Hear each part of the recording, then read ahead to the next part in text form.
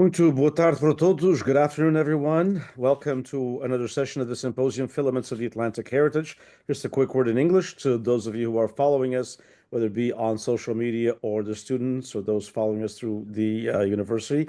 We thank you for your presence, and this session will also be totally in Portuguese, which is a good way to practice a language, is by learning it and by listening to it.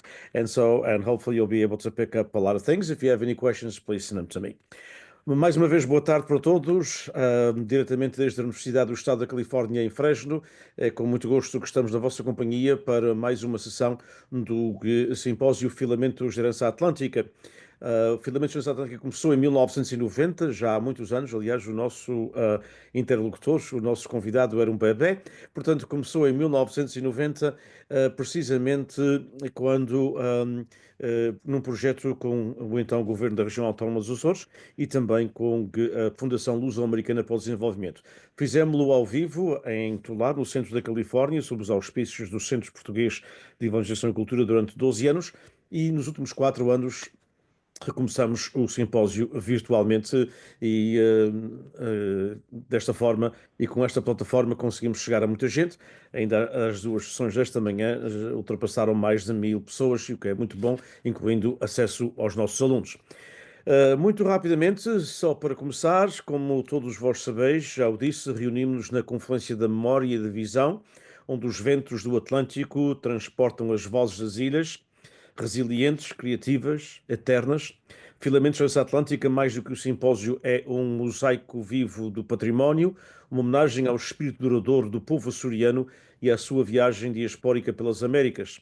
Da Califórnia ao Brasil, da sala de aula e das nossas bibliotecas já transmissões ao vivo, entrelaçamos os fios da cultura, do intelecto e da criatividade. A nossa visão é cultivar um espaço onde a alma açoriana possa falar em muitas línguas, através da poesia, da prosa, da investigação, do jornalismo e da conversa. Ao fazê-lo, acendemos um diálogo transatlântico que afirma a identidade, honra os nossos antepassados e queremos que seja inspiração para o futuro. O objetivo deste encontro virtual, do Simpósio Filamentos Transatlântica, durante 4 dias, é, portanto, o objetivo é triplo. É celebrar o legado açoriano nas suas múltiplas formas, é envolver gerações da diáspora num diálogo significativo e na expressão artística e a construir estruturas duradouras para o conhecimento, a visibilidade e o empoderamento da nossa diáspora e dos Açores na diáspora e da diáspora também nos Açores. O nosso convidado é o Rogério Sousa. O Dr. Rogério Sousa nasceu em Angra do Heroísmo, licenciado em estudos portugueses e ingleses. Eu não vou dizer o ano que ele nasceu, porque ele fica muito novo e eu fico muito velho, mas na realidade ele nasceu em 78. Portanto, licenciado, como eu disse, em estudos portugueses e ingleses, em português e inglês, no ensino, e mestre em Cultura e Literatura Portuguesas pela Universidade dos Açores. Foi docente do ensino regular, tendo também lecionado no ensino profissional entre os anos 2001 e 2008. Em 2008, abandona o ensino para instalar o Centro Local de Aprendizagem da cidade da Praia da Vitória, da Universidade Aberta, no qual foi diretor até 2014. De 2010 a 2014 foi diretor da Academia de Juventude e das Artes da Ilha Terceira, à data uma estrutura edificada na promoção e desenvolvimento das artes, com plano de formação acreditado em indústrias culturais e criativas. De 2014 até 2020, desempenhou as funções de adjunto do secretário regional da Educação e Cultura. Membro ativo e cofundador da revista Neu, revista literária do Departamento de Línguas e Literaturas da Universidade dos Açores, da Associação dos Amigos do Museu e da Associação Cultural Burra de Milho. Responsável pelo desenvolvimento do Lab Jovem, Jovens Criadores dos Açores, um projeto muito interessante que acompanhei durante muito tempo. Foi membro refundador e membro da direção do Cine Clube da Ilha Terceira, de 2013 a 2025, possui colaboração dispersa em jornais, revistas e suplementos e neste momento é, portanto, o presidente do Instituto de Cultura Açoriana. E, portanto, é um prazer de ter o Rogério Sousa connosco. Bem-vindo. Vou tratá-lo assim um pouco mais à vontade, devido à minha diferença. Eu já sou muito velho e, portanto, tenho essa liberdade. Mas bem-vindo, Dr. Rogério Sousa, virtualmente, portanto, à Universidade. Espero que um dia possa ser pessoalmente, particularmente com o seu novo papel no IAC e toda a sua vontade de haver um novo relacionamento, digamos assim, ou um relacionamento entre o IAC e a nossa diáspora. Portanto, bem-vindo. Muito obrigado, Denis, e muito obrigado pelo convite. Para mim é uma grande honra e é um orgulho estar aqui com o meu amigo Denis, porque neste lado do Atlântico, ou seja, eu no centro do Atlântico, tu do outro lado, um, porque de facto o trabalho que tem sido feito pelo Denis e pelos congéneres nas nossas comunidades tem sido um dos grandes alicerces desta divulgação da nossa cultura açoriana, da nossa cultura também portuguesa e europeia, por arrasto, mas acima de tudo, a nossa cultura açoriana. E eu tenho também acompanhado o trabalho do Dinis Borges há vários anos e já tive a oportunidade também de estar em outros fóruns que têm que ver com a Direção Regional das Comunidades e outros espaços de discussão interatlântica ou atlântica entre nós, nestas margens, e de facto, para nós, para o Instituto Açoriano de Cultura, para a equipa que eu tenho também a responsabilidade e a honra de dirigir neste mandato, para nós é-nos muito importante estar presente. E estar aqui contigo a reforçar estes laços e estes filamentos desta nossa herança que é de todos nós. Muito obrigado, mais uma vez bem-vindo e, como eu disse, espero de facto que um dia possamos tê-lo aqui presente. Aliás, as comunidades precisam de facto cada vez de uma maior ligação com os Açores. Até porque as comunidades são muito diferentes do que eram há 30 anos atrás, não é? E, portanto, hoje em dia ou há 40. Mas fala-me um pouco como é que apareceu este desafio e como é que encara, digamos assim, este desafio com o IAC, que é uma instituição que, portanto, de suma importância no nosso arquipélago, o trabalho desenvolvido através de tantos anos. Fala-me um bocadinho, Rogério, sobre, portanto, este desafio e como é que o encaras. Claro, pois, para já com grande sentido de responsabilidade. São, como dizes, muitos anos, 70 para sermos exatos, a celebrarmos agora no dia 23 de maio de 2025, 70 anos de atividade, de uma profusa atividade intelectual, de pensamento, de crítica, de produção cultural, de apoio, de divulgação e de edição de trabalhos consagrados açorianos, mas não só, sobre a realidade açoriana também, mas não só. E para mim é de facto um grande desafio.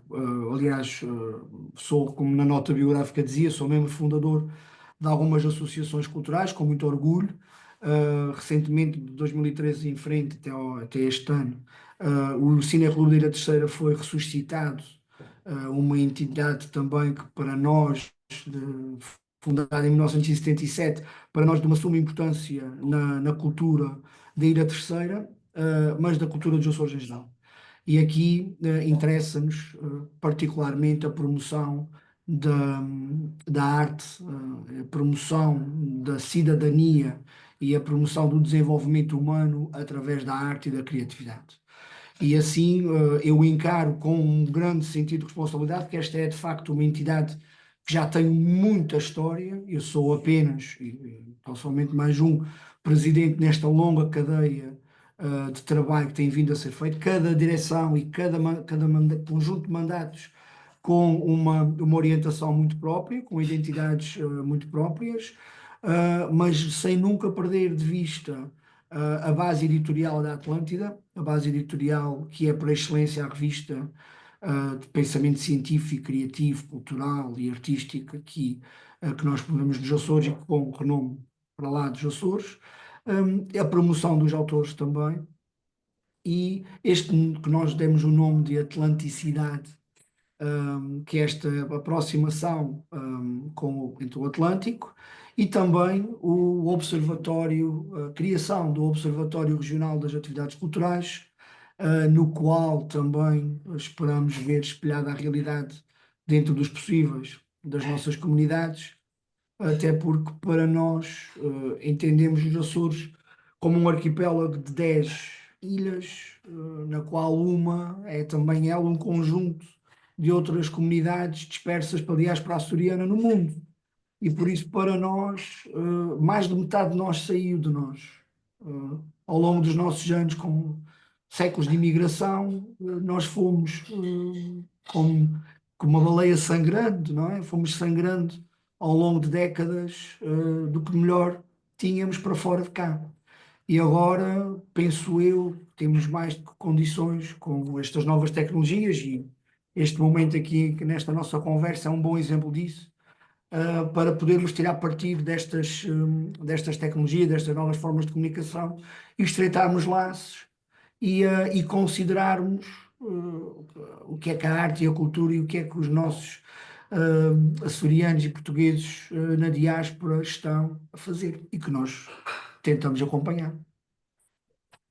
Rogério, portanto, Instituto Açoriano de Cultura, vamos começar por aí. A questão açoriana. Portanto, na realidade, há uma consciência açoriana ou ainda continuamos com uma consciência de ilha, uma consciência de miquelense, de terceirense, de corvino e de mariense, que, pronto, até como tu sabes melhor do que eu e melhor do que muitos de nós que estamos aqui na diáspora, que foi-nos impingida até, de uma forma ou outra, por circunstância de sermos ilhas e de estarmos isolados uns dos outros. Aliás, eu costumo contar a história na Canada dos Pastos, agora chama-se Rua dos Pastos, mas antigamente chamava-se a Canada dos Pastos, portanto, onde eu nasci e fui criado. E quando houve a crise sísmica de São Jorge, em 64, portanto, quando houve aquela crise, algumas pessoas de São Jorge vieram para a Terceira, como sabem, e eu recordo de ir brincar para a rua, portanto, eu tinha, o quê, 6 anos, 5 anos, e recordo-me de minha avó me dizer, ela que era uma mulher extremamente aberta com tudo, aliás brincava com os americanos, que não conhecíamos de lado nenhum, não é? Mas ela dizia, olha, toma cuidado que este moço é de São Jorge.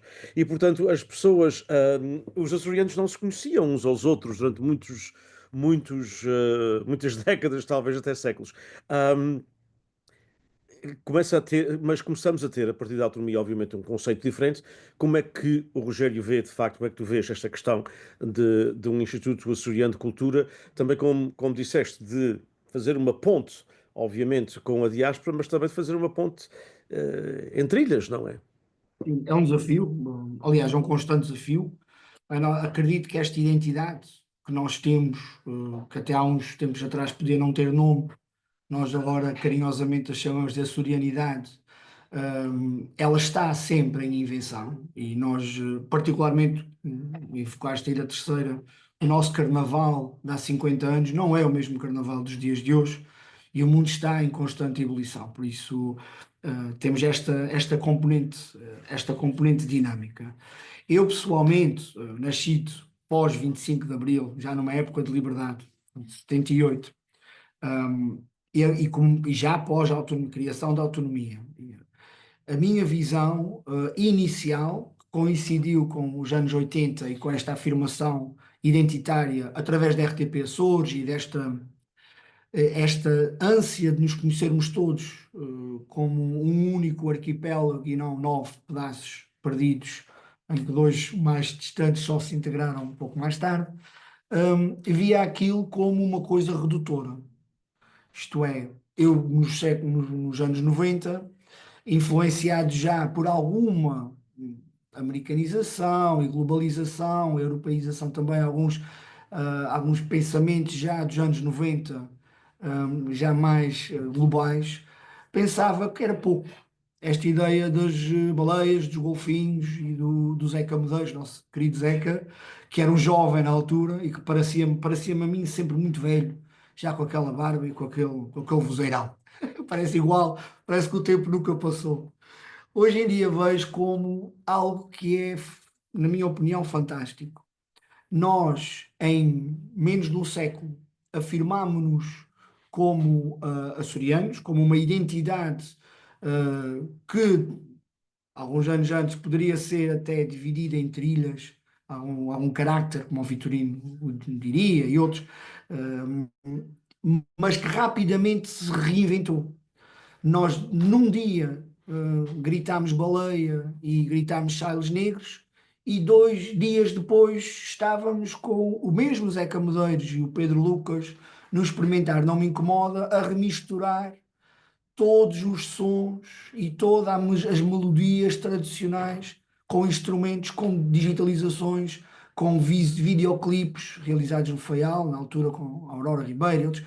Por isso, ou seja, em pouco tempo uma geração que teve necessidade de se afirmar como açoriana, em contraponto com o restante país, uma autonomia, nós somos isto, e logo de seguida nós já nos reinventámos nisto e já estamos agora com esta pós-Covid num mundo local completamente remoto, onde nós trabalhamos remotamente, onde nós discutimos, votamos, decidimos remotamente e onde podemos partilhar o que está a ser feito nos mais diversos cantos do mundo.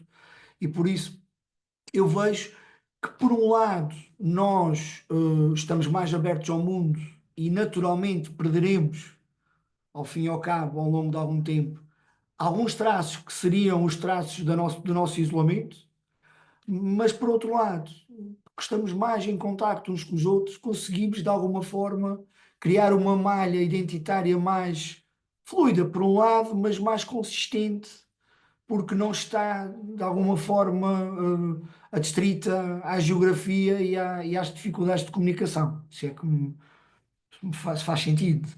Faz todo o sentido, obviamente.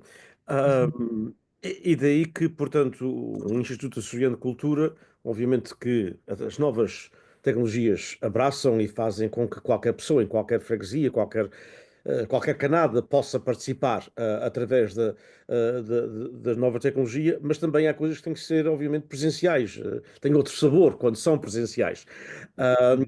E como é que tu vês isso, Rogério? Portanto, já um produto da autonomia, porque nasceste, portanto, já depois do 25 de Abril e depois, obviamente, do processo autonómico, dos 50 anos que vamos celebrar para o ano da autonomia, já nasceste depois disso, és mesmo, de facto, um produto da autonomia. Como é que vês essa importância do Instituto estar presente presencialmente também nas outras 8 ilhas, para além da sede na Ilha Terceira? Pois, de facto, aliás, uma das coisas que nós, nesta nossa primeira, com o início de conversa que disseste do Instituto Açoriano de Cultura, ele, de facto, ele é açoriano de cultura e não de cultura açoriana. Não obstante, apesar disso, nós temos que trabalhar com a nossa população. Nós estamos sediados nos Açores, o Instituto Açoriano pretende trabalhar, preservar, divulgar, concretizar a cultura que é feita, recebida, desenvolvida e emanada nos Açores e dos Açores, mas nós não podemos de forma alguma descurar o presencial e as outras ilhas. Aliás, nós neste momento, e o trabalho do IAC também, nestes 70 anos, acaba de alguma forma por ser também esta reflexão. Que papel tem o Instituto Açoriano de Cultura no século XXI? Não é? Já passaram 25, um quarto de século, deste novo século XXI, está em curso. Terminará no dia 31 de dezembro deste ano.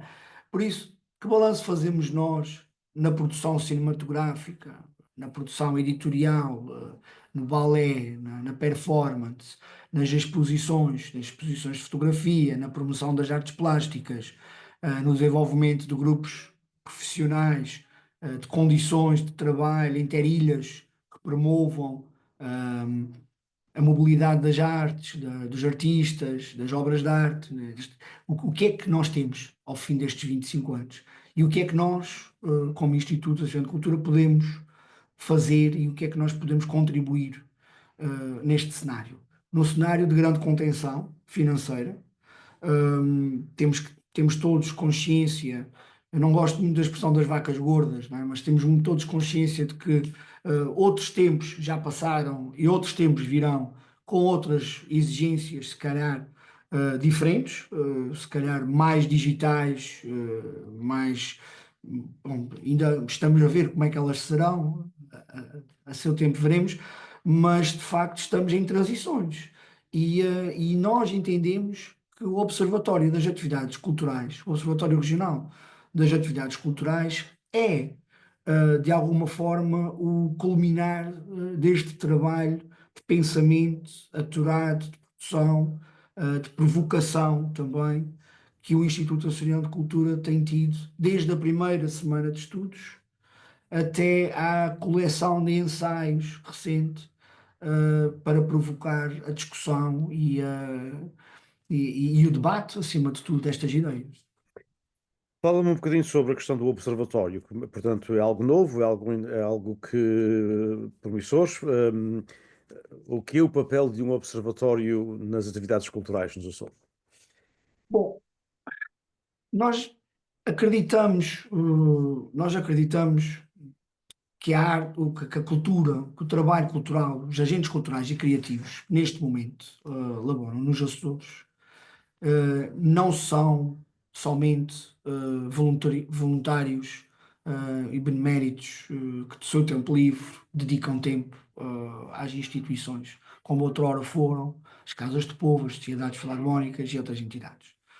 Nós estamos, não sei, de novo, não querendo voltar a repetir, mas estamos no final do primeiro quarto do século XXI, com a abertura à Direção-Geral das Artes, ao Instituto de Cinema e de Audiovisual a nível nacional, outras linhas de financiamento como a Europa Criativa, como o próprio programa Mídia, de europeus neste caso, que permitem de alguma forma que as entidades criativas concorram em pé de igualdade com outros agentes culturais criativos de outras áreas, sendo certo que no caso da Europa privilegia-se muito a cooperação.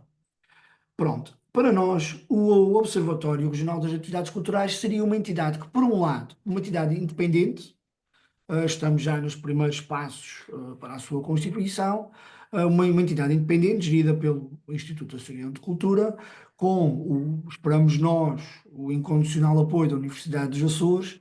Já temos o Observatório Nacional das Atividades Culturais a bordo e que, de alguma forma, trabalhe estatisticamente a realidade das atividades culturais nos Açores. Não temos pretensão de chamar a cultura, atividades culturais realizadas nos Açores. Por um lado, tratamento estatístico, criação de métricas, criação em parceria com o Serviço Regional de Estatística, do Instituto Nacional de Estatística, com o Pordata, criação de variáveis que possam ser mensuráveis e que possam, de alguma forma, ajudar-nos a ter uma visão do que é que o nosso arquipélago é neste tempo, nas produções, nas atividades, das suas atividades culturais. Sejam elas próprias ou de outros artistas nacionais nos Açores ou estrangeiros. Isso é irrelevante. Nos interessa o retrato da região estatisticamente, número de equipamentos. E isto depois, ao longo de algum tempo, permite-nos já a todos a ter uma visão não só sincrónica, mas também diacrónica da realidade e poder perceber dinâmicas, onde é que se deve investir mais, onde é que se está a perder investimento, onde é que estamos a perder mão de obra criativa, onde é que não temos quaisquer agentes criativos a trabalhar, em que áreas, pronto. Isto é um dos trabalhos. O outro trabalho, ao mesmo tempo, será através de um conselho consultivo, e através de um conselho também académico, a produção de leituras, de cenários, de retratos, nas determinadas áreas que depois cada especialista e cada professor quererá escrever, que nos permita ler a análise dessa estatística, esse trabalho bruto, não é? Numérico, por assim dizendo. Acreditamos que, acima de tudo, é uma estrutura que nos permite, por um lado, ver como é que a atividade cultural nos Açores está, para que também possa servir de base a tomadas de decisões, sejam elas políticas ou não, no que diz respeito à promoção das artes.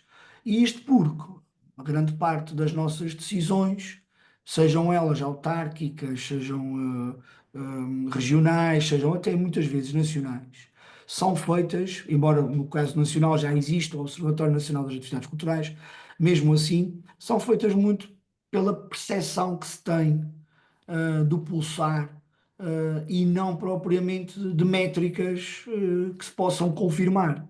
E então pensamos nós que na senda daquele que tem sido o trabalho que o Instituto Açoriano de Cultura tem produzido ao longo destes 70 anos de atividade na promoção, valorização da cultura nos Açores, dos Açores para os Açores, entendemos que este observatório é um instrumento muito importante e muito interessante, até porque não requer, na nossa visão de trabalho, meios e fundos que não se consigam alcançar. E nesta descrição toda, Diniz, só para terminar, incluo, como disse há pouco no início da nossa conversa, a 10ª ilha, relativamente às nossas comunidades e às atividades culturais que são promovidas na diáspora. Bem, e é uma ótima forma de entrar na minha própria questão para comentarmos, para tu comentares e falares um pouco. Tu és da geração já o que eu chamo pós saudadezinha, ou seja, aquela geração, portanto, dos anos 60 e 70, já nasceste no fim dos anos 70, que ainda estava habituada às cartas de chamada, como chamávamos antigamente, à saca de roupa com as encomendas, portanto, aos candinhos americanos, como se dizia no meu tempo. Tu és já uma pós-geração, portanto, que veio a seguir a essa realidade açoriana, particularmente nos anos, mas antes, mas particularmente e com grande ênfase, como nós sabemos, no fim da década de 50, 60 e começo dos anos 70. Tudo mudou a partir de 76, tudo mudou particularmente a partir de 1980, aliás, em 1980 estava eu na comunicação social, antes de entrar para o ensino, e muito mais novo, obviamente, e quando houve o abalo sísmico, o nosso humor negro, Uhum. digamos assim, aqui na diáspora era bem, ora, mais um abalo, há uma coisa que vai acontecer, é que porque tínhamos de facto tido um decréscimo total na imigração dos Açores a partir de 75, 76, e portanto, olha, pronto, foi uma desgraça, Pois, mas agora vem outra avalanche, e não aconteceu, vieram, portanto, literalmente não, mas vieram, portanto, dúzias de famílias e não as centenas e largas centenas que viriam em outra ocasião. Portanto, os Açores já eram autónomos, já tinham, portanto, os seus recursos, já tinham, portanto, uma decisão no seu poder e tudo mudou. Tu já és dessa geração nova. Como é que no teu caso, até como presidente, obviamente, do IAC, mas também como uma pessoa que tem estado envolvido direta e indiretamente com as comunidades, muitos dos teus projetos, as comunidades ou a diáspora, portanto, estavam lá de uma forma ou de outra. Ahm, Como é que vês na realidade a diáspora? Porque muitas vezes há uma certa geração que não tem a mesma imaginação da diáspora, porque já foi depois das ditas cartas de chamada e dos baús e dos candinhos, etc. Como é que tu vês nos Açores, não só a nível pessoal, obviamente, mas a nível da tua geração e logo a seguir à tua geração, como é que as pessoas veem a diáspora para além da questão e vou utilizar uma palavra, o termo que ninguém gosta, mas da mosca de verão, portanto, para além da mosca de verão, eu não tenho nada, aliás, contra, eu não tenho problema nenhum em ser mosca de verão em qualquer parte do mundo, onde queira estar, não é? Mas, claro. para além desse termo, para além de pessoas que vão à ilha e que vão visitar as freguesias e as paróquias e vão às festas, às procissões, aos bolos de leite, às touradas, etc. Qual é a percepção que há, se há alguma, da diáspora dos Açores? Hoje, falando pessoalmente, e a diáspora de facto, para mim é uma área, as comunidades foram sempre uma área que me interessou bastante. Eu trabalhei muito próximo com a juventude, sempre na área da educação e da cultura, que são as minhas grandes áreas prioritárias, mas de facto as comunidades, porque não só tenho antecedentes, o facto de ter ido para letras teve que ver com uma ex-namorada minha que era mosca de verão no Canadá, coitada, e então também também tem essa componente pessoal, tem a componente familiar, porque todos nós, de uma forma ou outra, temos algum familiar que está imigrado. E eu ainda recebi alguns bidões com cassetes VHS e com roupas da minha tia e de outros familiares que estavam nos Estados Unidos e no Canadá, e por isso não com a mesma frequência e com a mesma necessidade. Eu acho que este aqui é um dos momentos de viragem, é a necessidade. Ou seja, os Açores, como sendo autónomos e estando já na União Europeia, ou Portugal entrando logo de seguida na União Europeia, nós tivemos capacidade de estancar aquela que poderia ter sido a mesma hemorragia que ocorreu com o Faial e com o vulcão dos Capelinhos. E, de facto, como o Diniz disseste muito bem, isso não aconteceu. E por isso, para nós, a necessidade de imigração, ou seja, o olhar para a diáspora já não é um olhar de necessidade nem de comiseração, digamos, ou de grande pena por terem tido que emigrar. Aliás, conhecemos vários casos de açorianos que decidiram, por vontade própria, emigrar, que é bem diferente de não ter outra solução que emigrar. Por isso, esta é, acho que, uma das formas de ver diferente. O facto de termos entrado no euro mais recentemente, mas brincando, já lá vão 20 anos, não é? Também, ou vai fazer 25 anos, 24, também contribuiu, porque o poder económico do dólar deixou de ser comparável ao do escudo, ou em comparação ao escudo, mas passou a ser em comparação ao euro. E então, lá está, o imigrante que tinha necessidade de alguma forma mostrar que tinha conseguido lá fora, deixou de ter, por um lado, essa capacidade, por outro lado, também essa necessidade. Porque as coisas nos Açores mudaram, melhoraram. E quando regressam os imigrantes, já não regressam para uma terra de pobreza que é em grande contraste com a terra da grande prosperidade para a qual imigraram, não é? E penso eu que ao longo do tempo aquele sentimento que está sempre, that bitterness, não é? De terem tido que sair, que de alguma forma passa subtilmente, e vemos isso depois em representações literárias e representações artísticas, até alguns comediantes, como nós temos, que brincam com a avó, a vovó e as outras, aquelas personagens, que são típicas de uma imigração que já não é a imigração que eu conheço, como sendo aqueles que imigraram para a diáspora. Quando eu era miúdo, lembro-me dos meus pais falarem de uma possibilidade de uma carta de chamada para irmos para o Canadá, mas nem eu nem a minha irmã estávamos muito voltados para essa ideia e então deixaram cair. Ou seja, se a necessidade fosse mesmo muito grande, ia a família toda e teríamos que lá ir. Se desse para apertar, tivemos que apertar e apertámos. Por isso, esse é um ponto. Um outro ponto também que eu acho muito interessante é, de novo, a questão da reinvenção e a da busca das identidades.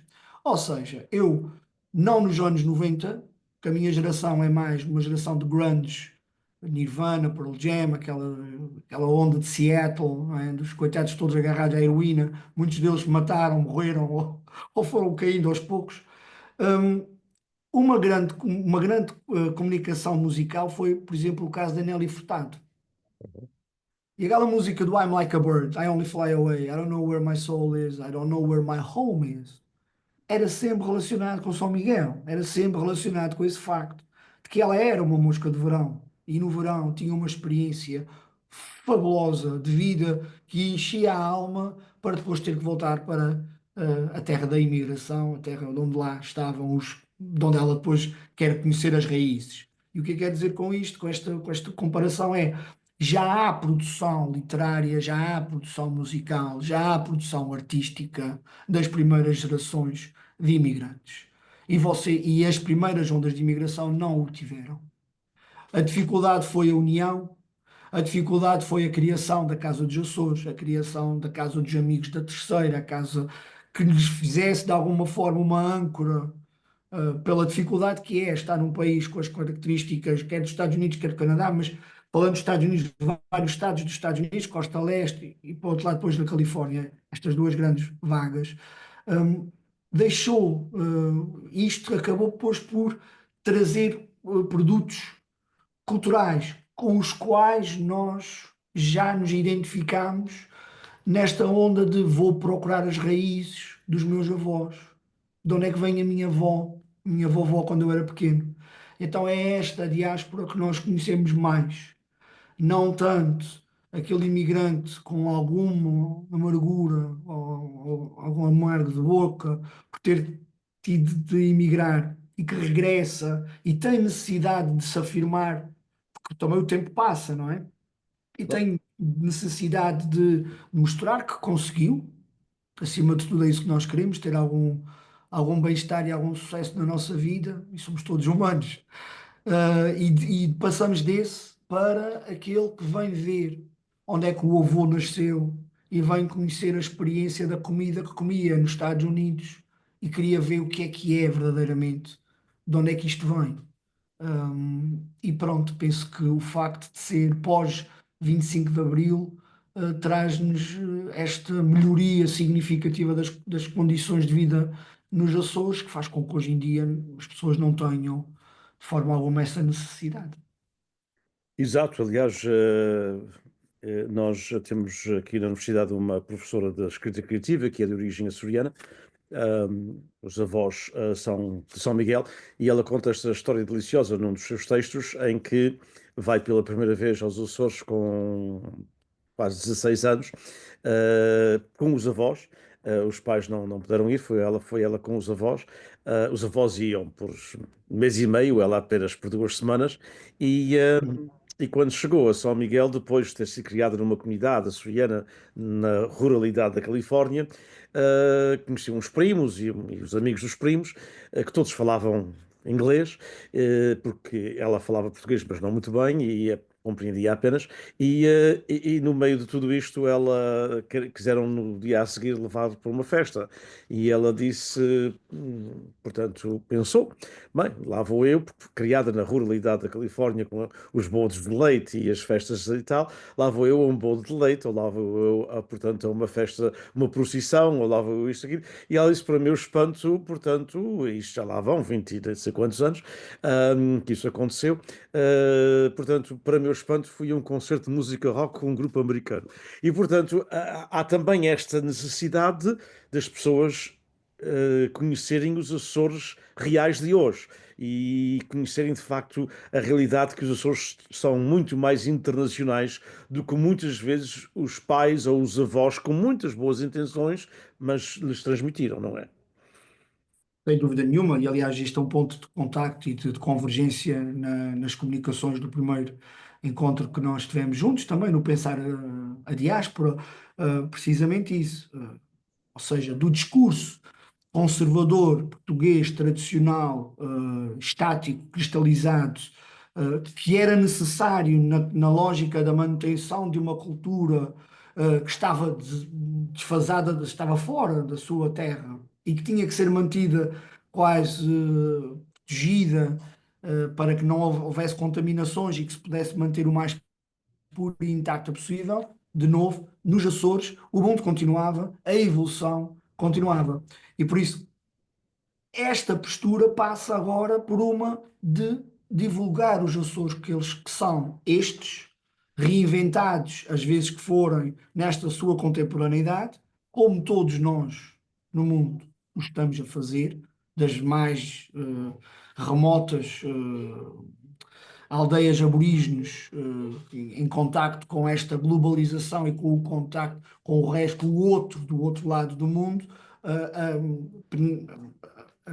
a troca cultural é inevitável e, digo eu, até desejável que assim o seja.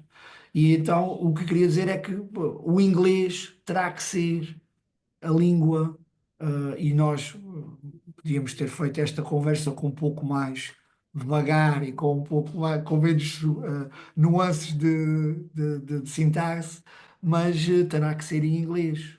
Terá que ser numa língua universal, ou pelo menos com um bilinguismo que permita que o resto do mundo conheça esta nossa realidade. E eu pessoalmente, por razões várias, tive necessidade há uns anos atrás de encontrar uma definição de massa de malagueta. A massa de malagueta para mim é um produto fabuloso, até porque a primeira vez que fiz massa de malagueta foi em New Bedford, nos Estados Unidos, com um imigrante. Ou seja, nunca tinha feito massa de malagueta na Ilha Terceira, nem tão pouco mais ou menos, mas fui fazê-lo nos Estados Unidos. E não havia descrição online, em lado algum, do que era uma massa de malagueta. Havia fóruns, comentários, pessoas que disseram que tinham comido uma belíssima massa de malagueta e que alguém tinha que provar. Mas o que é uma massa de malagueta? Que é uma angelica, não é? O que é uma alcatra e o que é isto, o que é aquilo, mas o que é? De maneira que as pessoas também possam apreender a nossa realidade. Nós aqui na Ilha Terceira com o Carnaval, que é uma manifestação cultural sui generis e única no mundo, mas da mesma forma que é única, de repente também só nós é que a podemos usufruir.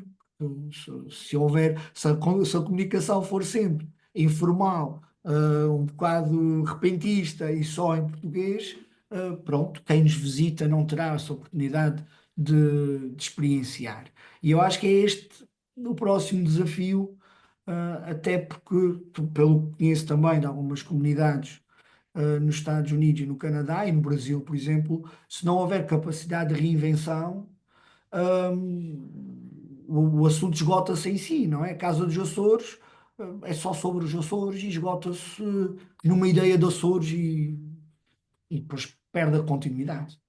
Exato, exato. E na realidade, aliás, a questão da massa malagueta e a questão, portanto, da Angelique e tudo isso faz-me lembrar uma tradução que eu vi não há muito tempo do ratão, portanto, que é antiga das nossas danças de carnaval, que já não se usa, como sabes muitíssimo bem melhor do que eu, mas que se usou, a minha geração usava o ratão. Pelo menos nos primeiros anos da minha vida, lembro-me sempre de ver uma dança de carnaval na Terceira com o ratão. Ah, e eu vi a tradução, portanto, que é o court gesture, quer dizer, é o melhor que a gente pode chegar, é o gesture portanto, que até já nem se chama court gestures, simplesmente chama-se o gesture, não é? Portanto, mas que vem daquele espaço que já Gil Vicente e outros trataram. Mas eu vi a tradução para Big Rat, que não é exatamente a mesma coisa, não é?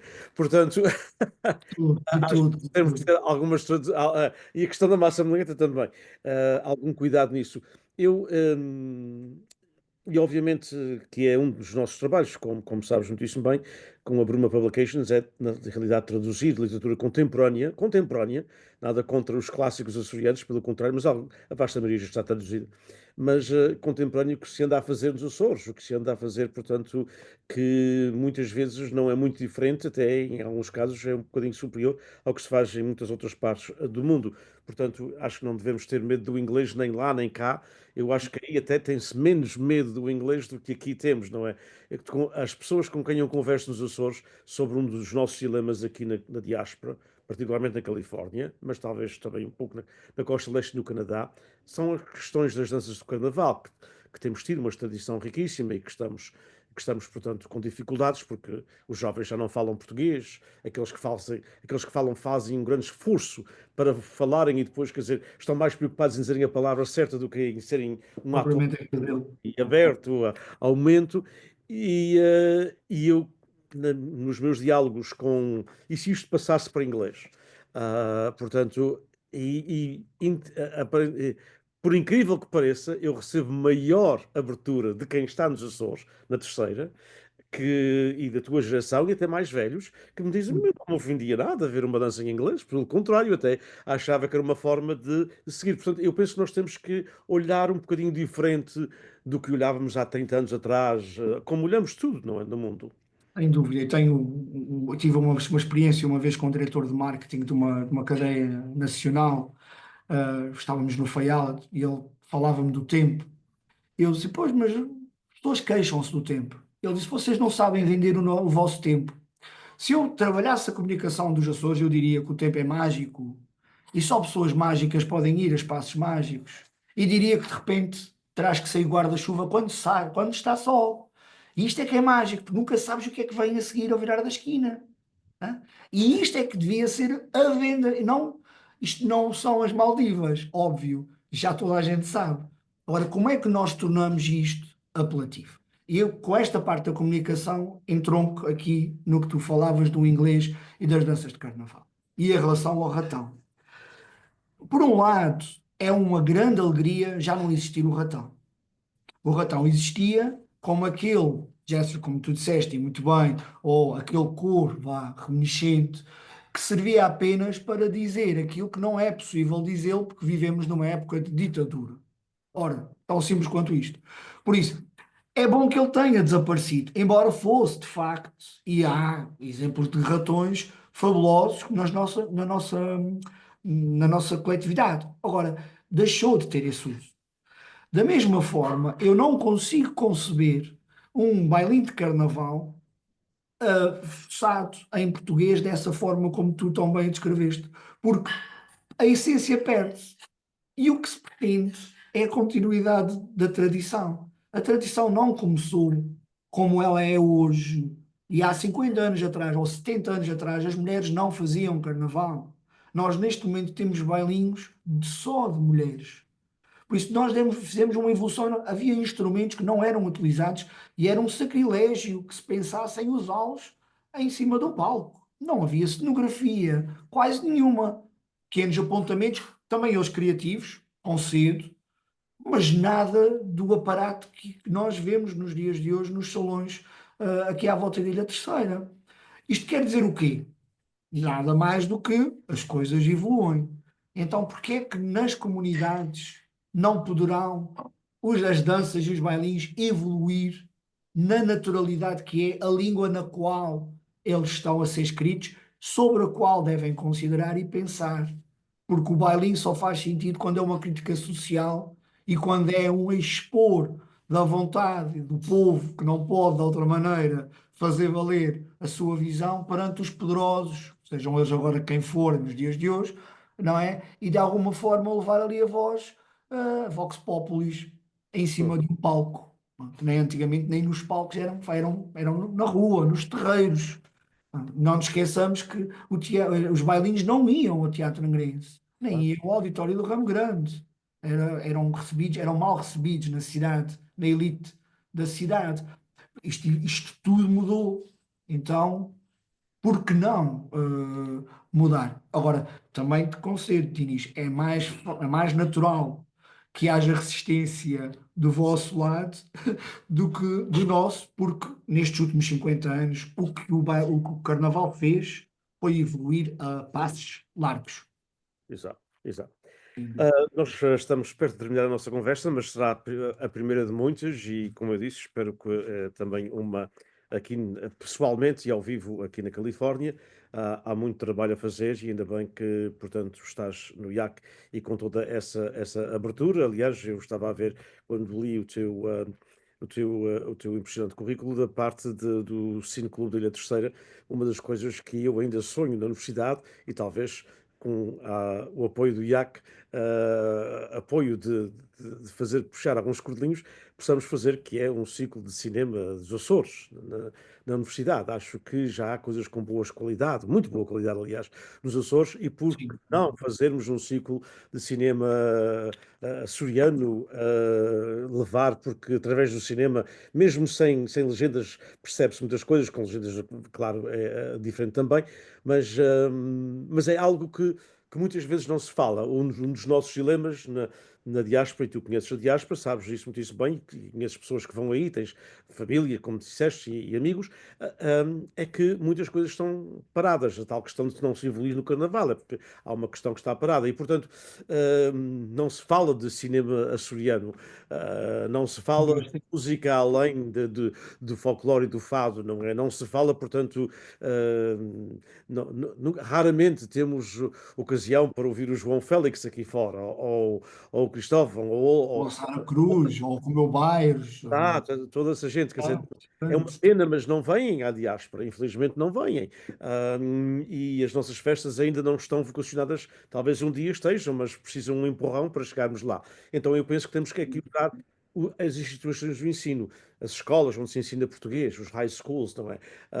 As universidades, e através daí, através do cinema, através desta música, podemos não só chegar aos Açores descendentes, mas chegarmos a outros públicos, ao público Sim. americano. Não é? Como é que hum, são projetos em que o IAC, pontualmente, se podia também envolver? Sem dúvida nenhuma. Aliás, nós temos o nosso parceiro, por excelência, que é o Cineclube da Ilha Terceira, no que diz respeito à promoção de cinema.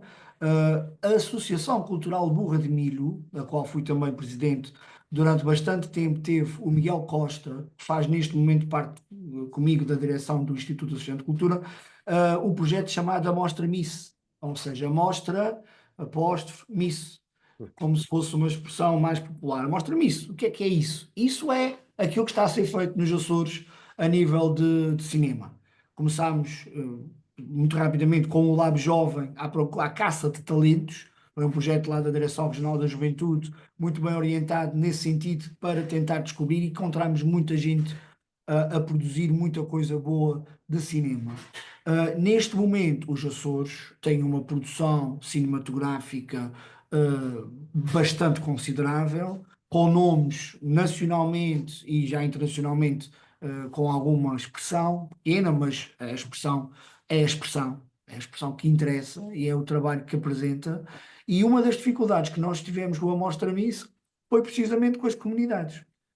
E o que acontecia, de acordo com os relatos do Miguel, porque o Miguel é que ficou com a gestão desse projeto, o Miguel sentia era que as pessoas, depois de verem os filmes, estranhavam a qualidade e a contemporaneidade dos mesmos. Isto é muito bom para ter sido feito nos Açores. Isto seria muitas vezes a visão. E por outro lado, pouca gente, mas as que estiveram presentes saíram das sessões com essa sensação de que estavam a conhecer outros Açores, e outras realidades que de outra maneira não teriam tido contacto. E sem dúvida que o cinema e a música são duas formas, magistrais de fazer, passar esta nossa açorianidade, Exato. além dos Açores.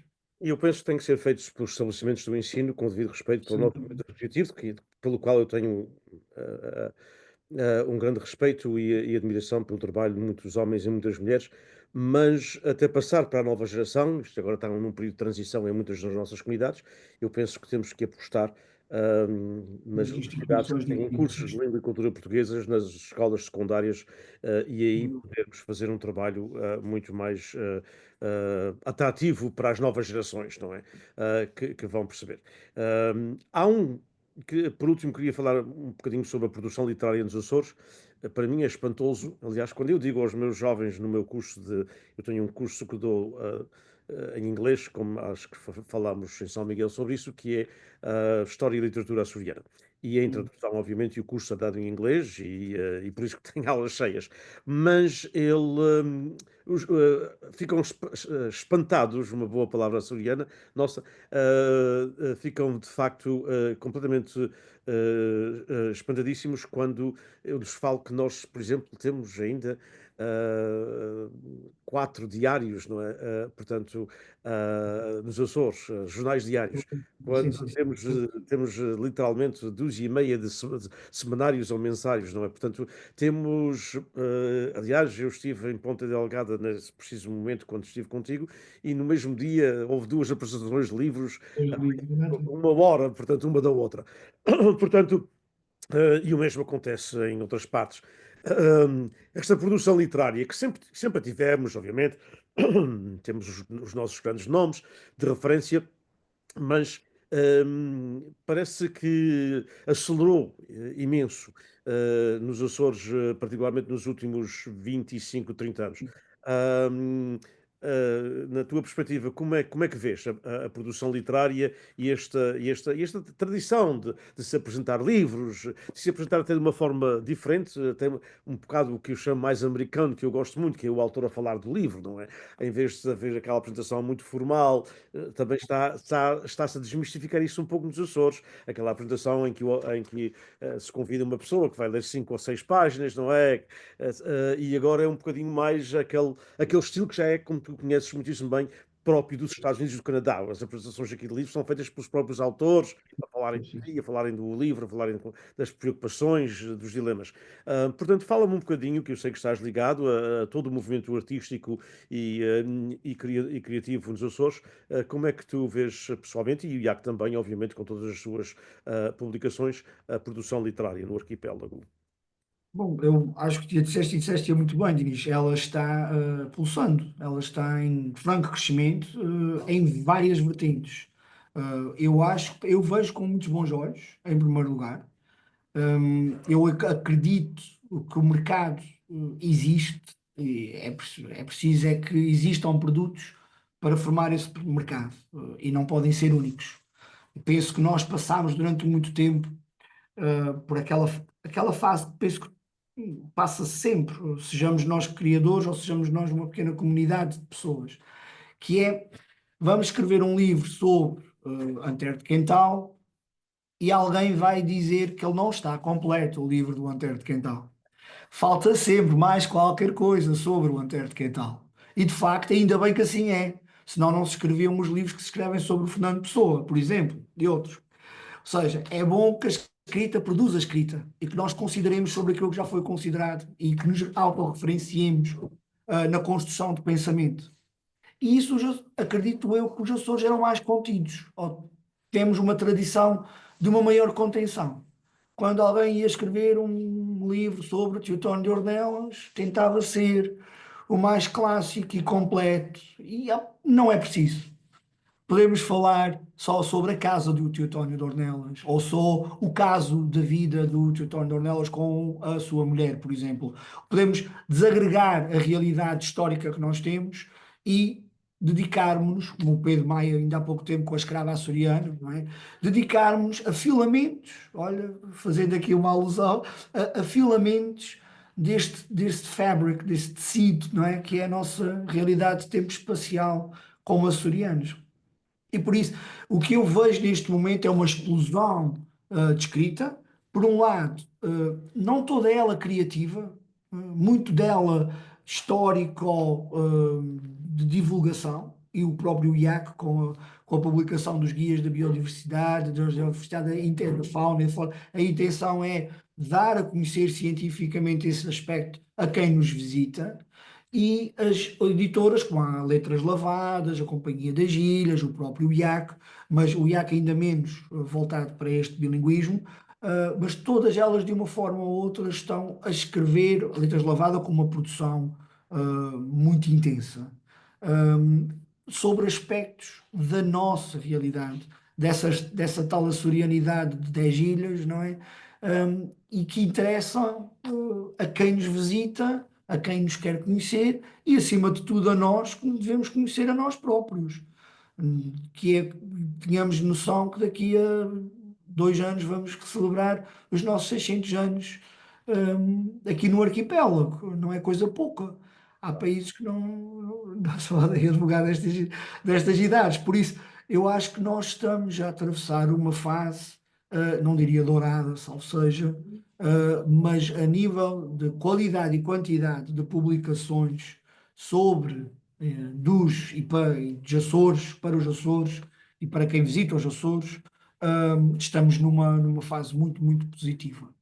Não sei como é que será o futuro, mas neste momento vejo desta forma.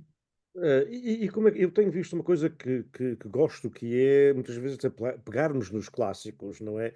E desmistificarmos, ou seja, portanto, não é assim tão complicado ler Vitorino Mestre, não é assim tão fácil, mas pronto, mas pronto, mas pegar na obra do Vitorino, por exemplo, que eu acho que a nível de diáspora está muito subdivulgada, digamos assim, mas pegar na obra do Vitorino e fazer dela algo vivo, da serenidade, aquele termo, obviamente dele também, mas fazer algo vivo, algo, portanto, eu sei que através do teu envolvimento em várias partes, não é? Portanto, desde a Borra de Milho até da Associação Cultural Borra de Milho até outras, tem-se feito muito trabalho nesse aspecto, mas como é que tu vês, na realidade, essa, digamos, desmistificação no aspecto de que pensava-se no Vitorino muito pesado, não fisicamente, salvo seja, mas muito pesado.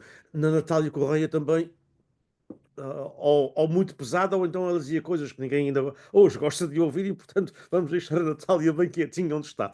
Ahm, e de outros, como é que tu vês isso? Olha, lá. Amanhã vou- o rapaz foi-se deitar. Beijinhos.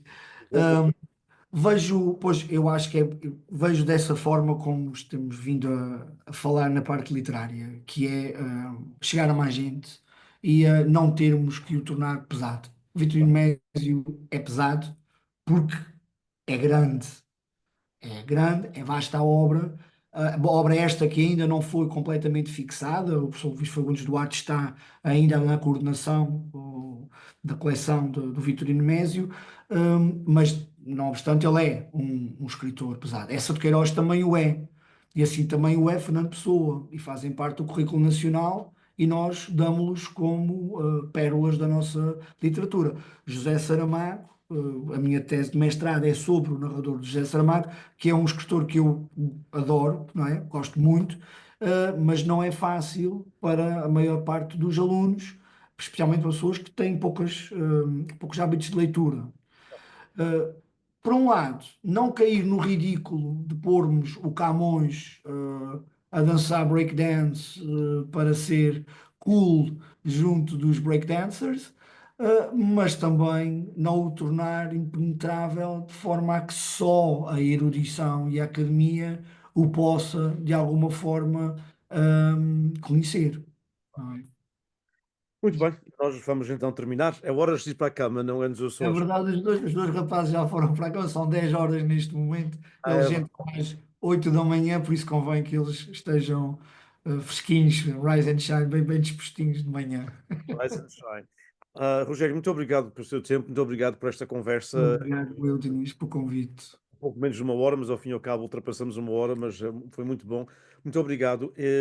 Vamos continuar a trabalhar, obviamente, e da parte do Instituto, do PBBI, da Universidade, da Bruma Publications, tudo o que fazemos aqui, estamos prontos, obviamente, para colaborar contigo, com a tua equipa. Portanto, tens uma equipa fabulosa, conheço de nome alguns, outros conheço melhor, o caso do Walter, que sabe ler poesia como ninguém, eu costumo dizer, um poema soa bem na voz do Walter, em outras vozes não soa tão bem. Aliás, ele lê poesia muito melhor do que o Vitorino, por exemplo, que não lia bem os seus poemas, da minha perspectiva. Mas na realidade há que trabalho a fazer e quando eu falava na parte de pesado, é porque, por exemplo, e falaste no meu amigo Luís Fundos Duarte, o professor Luís Fundos Duarte, o Luís escreveu um livro que nós estamos neste momento a trabalhar na tradução, sobre a Natália Correia. E aí está, pegou na Natália e colocou de uma forma que nós podemos traduzir e que podemos chegar a muito mais gente com a Natália. É preciso fazer o mesmo também, obviamente, com o Vitorino, é preciso fazer o mesmo com outras pessoas e é preciso celebrar outros, como este ano o centenário de Dias de Melo e tantas outras figuras literárias que nós temos aí nos Açores. Portanto, trabalho não te vai faltar, obviamente.